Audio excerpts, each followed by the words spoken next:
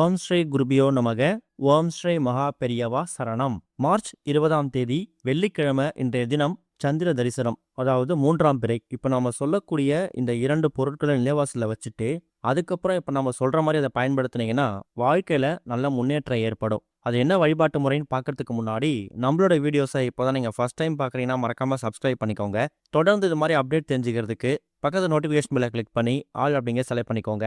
இப்போ என்னென்ன பொருட்கள் நிலைவாசலை வச்சு என்ன மாதிரி வழிபாடு செய்ய போகிறோம் அப்படிங்கிற பற்றி தெளிவாக தெரிஞ்சுக்கலாம். சந்திர தரிசனம், அதாவது இந்த 3ஆம் பிறை அப்படிங்கிறது அமாவாசைக்கு பிறகு 3வது நாளாக வரக்கூடிய ஒரு வளபிறை நாள். இந்த நாளில் நம்ம பிறை தரிசனம் செய்யும் போது நமக்கு வாழ்க்கையில் இருக்கக்கூடிய எல்லா விதமான கஷ்டங்களும் தீர்ந்து வாழ்க்கை வளர்ந்துக்கிட்டே போகும். அதாவது அந்த அமாவாசைக்கு பிறகு பிறை நிலவு எப்படி வளருதோ அதே மாதிரி நம்ம வாழ்க்கையில் இருக்கக்கூடிய எல்லா விதமான வளங்களும் வளர்ந்துக்கிட்டே போகும். கஷ்டங்கள் தேய்ந்து நல்லது மட்டுமே நடக்கும் அப்படிங்கிறது தான் இந்த சந்திர தரிசனம் பண்ணுறதுக்கான முக்கியமான நோக்கம். அதுலேயும் 3ஆம் பிறை தரிசனம் பண்ணும்போது ஞாபக சக்தி அதிகமாகுமாம். குடும்பத்திற்குடைய எல்லா விதமான பிரச்சனைகளும் தீரும். சந்திர பகவான் அப்படிங்கிறவரு மனோகாரகன். அதாவது நமக்கு வாழ்க்கையில் கூடிய எல்லா விதமான மனக்குழப்பங்கள், சண்டை சச்சரவுகள், தேவையில்லாத குழப்பங்கள், கணவன் மனைவிகளிலே கருத்து வேறுபாடு, இது எல்லாத்துக்கும் தீர்வு கொடுக்கக்கூடியவர் யாருன்னு கேட்டிங்கன்னா சந்திர பகவான் தான். இவரை மனோகாரகன் அழைக்கிறதுக்கு முக்கியமான காரணமும் அது ஒன்று தான். இவரோட கிரகதோஷம் வாழ்க்கையில் பெருசாக பாதிப்பை ஏற்படுத்தலை அப்படின்னாலும் கூட அதோட தாக்கம் கொஞ்சம் ஏற்பட்டாலும் குடும்பத்தில் சில நேரங்களில் சில மனக்கசப்புகள் ஏற்படலாம். அப்படிப்பட்டவங்க அமாவாசை பௌர்ணமி நாட்களில் சந்திர தரிசனம் பண்ணணும். அதே மாதிரி 3ஆம் பிறை அன்னைக்கும் சந்திர தரிசனம் பண்ணுறது கோடி புண்ணியம். 3ஆம் பிறை தரிசனம் அப்படிங்கிறதுக்கு, அதை தரிசனம் பண்ணுறதுக்கு இன்னொரு முக்கியமான காரணமும் இருக்குது. சிவபெருமான் இருக்கார்ல, அவரு தன்னோட தலைப்பகுதியில் இந்த 3ஆம் பிறையை சூடியிருப்பாரு. அதனால தான் அவரை பிறை சூடி அப்படிங்கிற மாதிரி அழைக்கிறோம். 3ஆம் பிறையை நம்ம தரிசனம் பண்ணும்போது சிவபெருமானோட தலைப்பகுதி இருக்குல்ல, சிரச பகுதி, அதை நம்ம மறைமுகமாக வழிபட்ட பலன் நமக்கு கிடைக்குமா. அப்போனா பார்த்துக்கோங்க எந்த அளவுக்கு அது சக்தி வாய்ந்த ஒரு அற்புதமான ஒரு வழிபாடுன்னு. அப்படிப்பட்ட பிறை தரிசனம் இருக்கு இல்லையா, அது இந்த மாதம் நமக்கு வெள்ளிக்கிழமையில வந்திருக்கு. வெள்ளிக்கிழமை அப்படிங்கிறது சுக்கிரவாரம். ஒருத்தவங்களுக்கு வாழ்க்கையில சுக்கிர திசை அடிச்சிட்டாலே பரம ஏழை கூட பணக்காரராக மாறக்கூடிய யோகத்தை பெற முடியும். அப்படிப்பட்ட யோகத்தை ஏற்படுத்தக்கூடியவர் தான் சுக்கிர பகவான். அவருக்கு உகந்த வெள்ளிக்கிழமையில எந்த ஒரு விரதனா விசேஷம் வந்திருந்தாலோ அதை நம்ம தவறவிடக்கூடாது.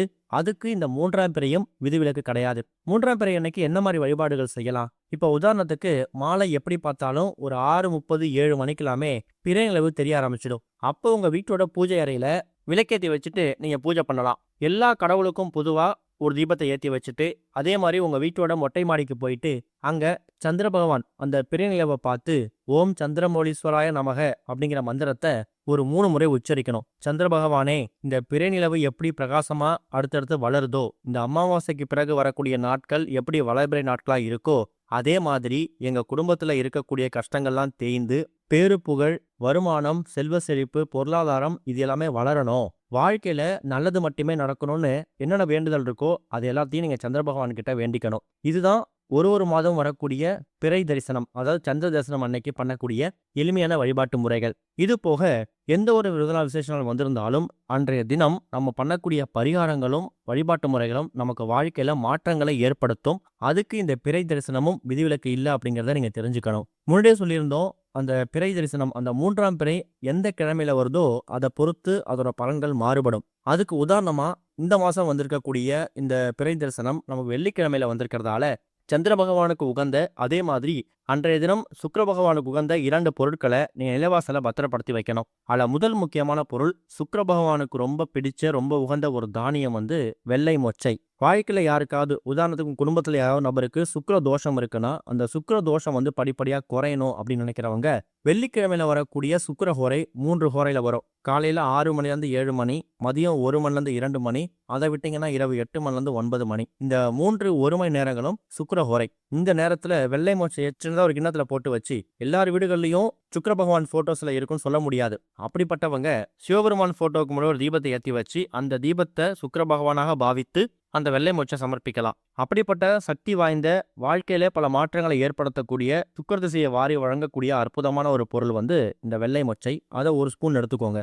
அடுத்ததா சில்லறை நாணயம். சந்திர பகவானுக்கு உகந்த உலோகம் வெள்ளி. அதுக்கு ஈடு இணையா இருக்கக்கூடிய ஒரு சில்லறை நாணயம், அது எவ்வளோ ரூபாய் இருந்தாலும் பரவாயில்லை. இந்த 2 பொருட்களையும் நீங்க என்ன பண்ணணும், முதல்ல உங்க வீட்டோட பூஜை அறை விளக்கேற்றி வச்சுட்டு சின்னதாக ஒரு கிண்ணத்துல இல்லை ஒரு அகல் விளக்கு எதுவாக இருந்தாலும் பரவாயில்லை, அதில் முதல்ல வெள்ளை மொச்சையை பரப்பிக்கணும். அதுக்கு மேலே ஒரே ஒரு சில்லறை நாணயம். இந்த 2 பொருட்களையும் நீங்கள் வச்சுட்டு உங்கள் வலது கையில உள்ளங்கையில ஏந்திக்கிட்டு உங்க பூஜையில் இருக்கக்கூடிய எல்லா சாமி படத்தை பாதத்திலையும் வச்சு எடுத்துக்கணும். அதுக்கப்புறமா நேரா உங்க வீட்டோட மொட்டை மாடிக்கு போங்க. எத்தனை மணிக்கு பிறை நிலவு தெரியுதுன்னு வெயிட் பண்ணுங்க. பிறை நிலவு தெரியக்கூடிய அந்த சந்திர தரிசனம் அந்த நேரத்துல உங்க வலது கையில வச்சிருக்கக்கூடிய அந்த வெள்ளை மொச்சையையும் அது மேல வைத்திருக்கக்கூடிய அந்த ₹1 நாணயத்தையும், ₹1 நாணயம் கிடையாது, ஏதாவது சில்லறை வச்சிருப்பீங்கல்ல, அந்த இரண்டையும் உங்களோட வலது கையில ஏந்திக்கிட்டு சந்திர பகவான் நோக்கி காமிக்கணும். காமிச்சிட்டு எல்லா விதமான கஷ்டங்களும் தீரணும்னு சொல்லிட்டு மறுபடியும் எடுத்து வந்து வீட்டோட பூஜை எல்லாம் வச்சிடுங்க.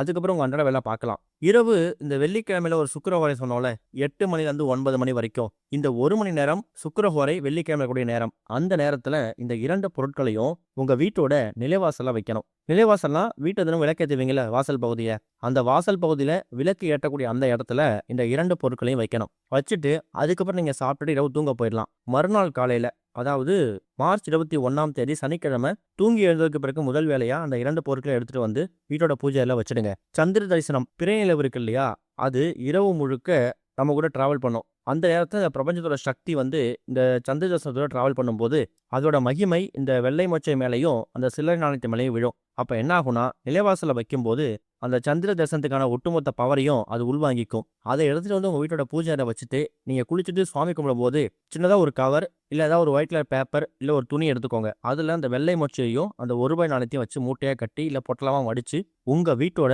பீரோ, லாக்கர், கல்லாப்பெட்டி இது மாதிரி இடத்துல பத்திரப்படுத்தி வைக்கணும். அப்படி பண்றதால பண கஷ்டம் இருக்காது. அதாவது வாழ்க்கையில கூடிய கஷ்டங்கள்லயே பெரிய கஷ்டம் வந்து பண கஷ்டம், பொருளாதார கஷ்டம் தான். ஒருத்தவங்க வாழ்க்கையில சுக்கிர திசை அடிச்சுட்டா பரம ஏழை கூட பணக்காரராக மாறக்கூடிய யோகத்தை பெற முடியும். அந்த சுக்கிர திசையை கொடுக்கக்கூடிய யார் தெரியுமா? சுக்கிர பகவான் தான். அவருக்கு உகந்த அந்த வெள்ளை மொச்சையையும் சந்திர பகவானுக்கு உகந்த சில்லறை நாணயத்தையும் ஒன்றாக சேர்த்து பிறை நிலவு தெரியக்கூடிய அன்றைய இரவு முழுக்க நாம வீட்டோட நிலைவாசல வச்சுட்டு அதோட சக்தி மெருகேறினதுக்கு பிறகு அதை அப்படியே எடுத்துட்டு வந்து நம்ம பூஜையில வச்சு பூஜை பண்ணிட்டு அதை பீரோ, லாக்கர், கல்லாப்பெட்டி இல்ல மாதம் மாதம் சம்பளம் வாங்கிட்டு வந்து இங்கே தான் வைப்பீங்கன்னு உங்களுக்கும் சென்டிமெண்ட் இடம் இருக்கும் இல்லையா, அந்த இடத்துல பத்திரப்படுத்தி வைக்கும்போது பணவரவு தாறுமாறாக ஏற்படும். வீண் விரயம், வீண் செலவு குறைக்கப்படும். இந்த பரிகாரத்தை பண்ணா மட்டும் போதுமா, வீட்டில் தானா பணம் வந்துருமா அப்படின்னு கேட்டீங்கன்னா அதுக்கு அர்த்தம் அது கிடையாது. இப்போ இருக்கக்கூடிய காலகட்டத்தில் 10,000 சம்பளம் வாங்கினா அதில் 4,000 செலவு போகுது, மீதி 3,000 வீண் செலவாகுது. அந்த வீண் வரைய வீண் செலவு தவிர்க்கப்பட்டாலே சேமிப்பு அப்படிங்கிறது அதிகமாகும். சேமிப்பு அதிகமாகும் போது கடன் வாங்கக்கூடிய சுச்சுவேஷன் நம்ம போக மாட்டோம். தேவையில்லாத எதிர்பாராத மருத்துவ செலவுகள் குறைக்கப்படும். இது மாதிரி சின்ன சின்ன விஷயங்கள் குறைஞ்சாலே நம்ம கையில பொருளாதாரத்துல நல்ல முன்னேற்றம் ஏற்படும். அப்படி சின்ன சின்ன விஷயங்களை குறைச்சி வாழ்க்கையில முன்னேற்றத்தை ஏற்படுத்தக்கூடிய அற்புதமான ஒரு பொருள், அற்புதமான ஒரு பரிகாரம் தான் இப்ப இந்த வெள்ளை மொச்சையையும் சில்லறை நாணயத்தை வச்சு பண்ணிருக்கக்கூடிய இந்த 3ஆம் பிறை பரிகாரம். பார்க்கறதுக்கு ரொம்ப எளிமையா தெரியும். இதுக்கு நீங்க பயன்படுத்தக்கூடிய பொருட்களும் இதுக்கான நேரமும் ரொம்ப கம்மி. ஆனா இது மூலமா கிடைக்கக்கூடிய பலன்கள் ரொம்ப பெருசு. வீட்டில் இருக்கக்கூடிய ஆண்கள், பெண்கள், குழந்தைகள்னு சொல்லி யார் வேணாலும் பண்ணலாம். வீட்டில் உள்ள பெண்கள் இந்த பரிகாரத்தை பண்ண முடியலன்னா உங்களுடைய கணவரோ இல்லை உங்க குழந்தையோ பண்ணலாம், தப்பு கிடையாது. அவ்வளோ சீக்கிரம் அந்த வெள்ளை மொச்சையும் சில்லறை நாணயமும் கெட்டு போகாது. 3 வாரத்துக்கு ஒரு முறை மட்டும் ஏதாவது ஒரு சந்திர தரிசனம் இந்த 3ஆம் பிறை அன்னைக்கு அந்த பழைய பொருட்களை பிரித்து பார்த்து தண்ணியில் விட்டுட்டு மறுபடியும் அந்த பொருட்களை ஒன்றாக சேர்த்து எடுத்து வச்சுடுங்க. நம்பிக்கையோட பண்ணுங்க, நல்லதே நடக்கும். ஓம் ஸ்ரீ குருபியோ நமக. ஓம் ஸ்ரீ மகா பெரியவா சரணம்.